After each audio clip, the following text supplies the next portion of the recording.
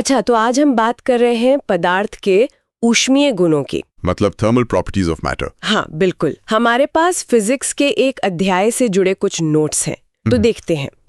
कोशिश करेंगे समझने की कि ये टेम्परेचर और हीट आखिर है क्या, इनमें फर्क क्या है। हाँ, ये बहुत आम कंफ्यूजन है। और ये भी कि चीजें गर्म होने पर फैलती क्यों है और हीट एक जगह से दूसरी जगह जाती कैसे है, जैसे लोहार की भट्टी हो या झील का जमना। सही। ये कॉन्सेप्ट्स रोजमर्रा की जिंदगी में हर जगह हैं, पर अक्सर हम इन्हें ठीक से समझते नहीं। हाँ, जैसे टेम्परेचर और हीट मुझे तो कई बार एक जैसे ही लगते हैं। हम कहते हैं आज बड़ी गर्मी है, मतलब हीट ज्यादा है या टेम्परेचर। देखिए, एहसास तो टेम्परेचर का ही होता है, मतलब कोई चीज कितनी गर्म या ठंडी है उसका लेवल। अच्छा। पर हीट वो नहीं है।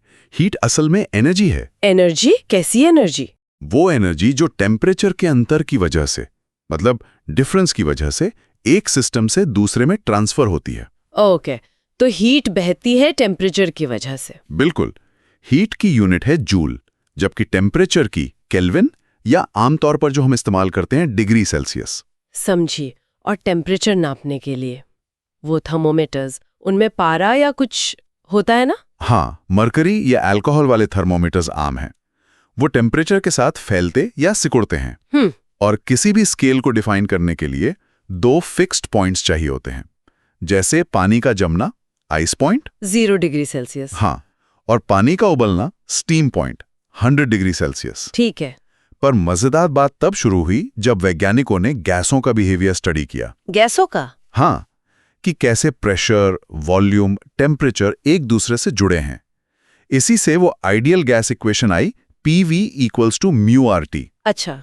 और यहीं से एब्सोल्यूट टेम्परेचर स्केल, मतलब केल्विन स्केल का आइडिया आया। एब्सोल्यूट टेम्परेचर स्केल, इसका क्या मतलब है? कोई सबसे कम टेम्परेचर? एग्जैक्टली, यही खास बात है। कैलकुलेशंस ने दिखाया कि एक मिनिमल पॉसिबल टेम्परेचर है -273.15 डिग्री सेल्सियस। -273.15? हाँ, या 0 केल्विन। इसे कहते हैं एब्सोल्यूट जीरो। इससे नीचे टेम्परेचर जा ही नहीं सकता। ये साइंस में बहुत फंडामेंटल है। जबरदस्त, ये तो पता नहीं था। अच्छा, अब फैलने की बात करते हैं, थर्मल एक्सपेंशन की। गरम करने पर चीजें फैलती हैं। हाँ, आमतौर पर। जैसे वो लोहार गरम करके रिंग को पहिए पर फिट करता है। बिल्कुल, वो थर्मल एक्सपेंशन का ही इस्तेमाल है। लंबाई में बढ़त को लीनियर एक्सपेंशन कहते हैं। क्षेत्रफल में एरिया एक्सपेंशन, और पूरे वॉल्यूम में तो वॉल्यूम एक्सपेंशन। अच्छा, और ये अलग-अलग चीजों के लिए अलग होता है? हाँ, बहुत अलग। जैसे आपने कहा था, कॉपर और ग्लास।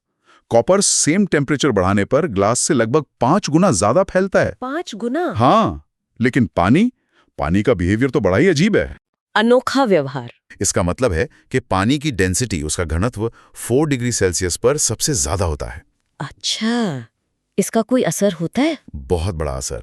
इसी वजह से सर्दियों में झीलें और तालाब ऊपर से जमना शुरू करते हैं। ऊपर से? हाँ, क्योंकि 4 डिग्री सेल्सियस वाला भारी पानी नीचे बैठ जाता है और सतह पर 0 डिग्री सेल्सियस पर बर्फ जमती है। ये बर्फ की परत फिर नीचे के पानी को और ठंडा होने से बचाती है, एक इंसुलेटर की तरह। अरे वाह! और इसी से पानी के अंदर रहने वाले जीव जंतु बच जाते हैं। कमाल है, प्रकृति का अपना ही इंतजाम है। अच्छा, अब हीट ट्रांसफर की बात करें। ऊष्मा एक जगह से दूसरी जगह कैसे जाती है? इसके 3 मेन तरीके हैं, कंडक्शन, कन्वेक्शन और रेडिएशन। कंडक्शन, ये शायद वो है जब चीजें छू रही हों, जैसे चम्मच का हैंडल गर्म हो जाता है। बिल्कुल सही। इसमें हीट एक मॉलिक्यूल से दूसरे में टक्कर मारकर ट्रांसफर होती है। मॉलिक्यूल अपनी जगह नहीं छोड़ते। सॉलिड्स में, खासकर मेटल्स में, ये मेन तरीका है। ठीक है, और कन्वेक्शन? कन्वेक्शन होता है फ्लूइड्स में, मतलब लिक्विड्स और गैसेस में। इसमें सब्सटेंस खुद चलता है। खुद चलता है मतलब गर्म हिस्सा हल्का होकर ऊपर उठता है और ठंडा भारी हिस्सा नीचे आता है। एक सर्कुलेशन बन जाता है। अच्छा, जैसे पानी उबालते वक्त होता है? हाँ, वो भी है। और जैसे समुद्र किनारे दिन में ठंडी हवा चलती है, सी ब्रीज, वो भी कन्वेक्शन है।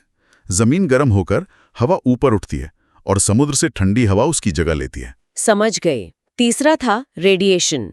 इसके लिए क्या चाहिए? रेडिएशन के लिए कुछ नहीं चाहिए, मतलब कोई मीडियम नहीं चाहिए। मीडियम नहीं चाहिए? नहीं, ये एनर्जी का ट्रांसफर है इलेक्ट्रोमैग्नेटिक वेव्स के जरिए, जैसे सूरज की गर्मी। हाँ, सूरज की गर्मी तो वैक्यूम से होकर हम तक पहुंचती है। बिल्कुल, वो रेडिएशन है।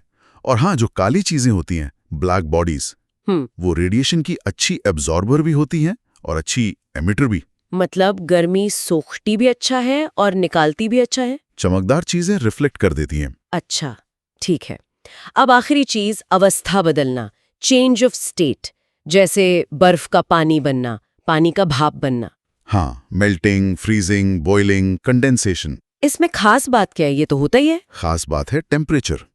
जब स्टेट चेंज हो रहा होता है, जैसे बर्फ पिघल रही है 0 डिग्री सेल्सियस पर या पानी उबल रहा है 100 डिग्री सेल्सियस पर, तो उसका टेम्परेचर बढ़ता नहीं है। अरे हाँ, सही कहा। पानी 100 डिग्री पर उबलता रहता है, 101 नहीं होता, चाहे और हीट देते रहो। तो वो हीट कहाँ जाती है? वो सारी हीट स्टेट बदलने में खर्च हो जाती है। इसी को कहते हैं latent heat, L. Latent heat मतलब छिपी हुई ऊष्मा। हाँ, कह सकते हैं। सॉलिड से लिक्विड बनने के लिए चाहिए latent heat of fusion, LF, और लिक्विड से गैस बनने के लिए चाहिए latent heat of vaporization, LV. अच्छा, और पानी के लिए ये एलवी का मान काफी ज्यादा होता है। ज्यादा होता है। हाँ, बहुत ज्यादा। इसीलिए 100 डिग्री सेल्सियस की भाप से जलना 100 डिग्री सेल्सियस के उबलते पानी से जलने से कहीं ज्यादा खतरनाक होता है। क्यों? टेम्परेचर तो सेम है। टेम्परेचर सेम है, पर भाप में वो अतिरिक्त लेटेंट हीट होती है जो पानी बनते वक्त रिलीज होती है और ज्यादा नुकसान करती है। बाप रे, ये तो जानना जरूरी है। बिल्कुल। तो चलो जल्दी से समराइज करते हैं। टेम्परेचर हुआ गर्माहट का लेवल, है ना? हाँ। और हीट हुई वो एनर्जी जो इस लेवल डिफरेंस के कारण बहती है। यूनिट्स हैं केल्विन, सेल्सियस और जूल। सही। चीजें गर्म होके फैलती हैं, थर्मल एक्सपेंशन। पर पानी 0 से 4 डिग्री में सिकुड़ता है और 4 डिग्री पर सबसे भारी होता है। अनोखा व्यवहार। हाँ। हीट ट्रांसफर के 3 तरीके: कंडक्शन, सीधा कांटेक्ट टक्कर से; कन्वेक्शन, फ्लूइड्स में पदार्थ की मूवमेंट से; और रेडिएशन, बिना मीडियम के वेव से। एकदम ठीक। और जब स्टेट चेंज होता है तो टेम्परेचर कांस्टेंट रहता है। सारी हीट लेटेंट हीट के रूप में जाती है। बिल्कुल सही रिकैप। ये सारे कॉन्सेप्ट्स हमारे आसपास की दुनिया को समझने में मदद करते हैं। तो मतलब ये सब जानना सिर्फ फिजिक्स के लिए नहीं, रोजमर्रा की जिंदगी समझने के लिए भी जरूरी है। मौसम से लेकर किचन तक। हाँ, और इंजीनियरिंग में तो है ही, पर एक सोचने वाली बात छोड़ जाता हूँ। बताइए। हमने ब्लैक बॉडी रेडिएशन की बात की थी थोड़ी सी, स्रोत सामग्री में इसका जिक्र है। इसी कॉन्सेप्ट ने आगे चल के क्वांटम फिजिक्स को जन्म दिया। अच्छा। हाँ, तो सोचिए, एक आदर्श ब्लैक बॉडी का रेडिएशन पैटर्न समझना हमें असली दुनिया की चीजों जैसे तारे हैं या कोई भी गर्म वस्तु, उनके थर्मल बिहेवियर को समझने में कैसे मदद करता है, भले ही वो आदर्श ना हो। ये भी दिखाता है कि कैसे कभी-कभी एक सिंपल आइडियल मॉडल हमें कॉम्प्लेक्स रियलिटी को समझने का रास्ता दिखाता है। सोचने के लिए कुछ है।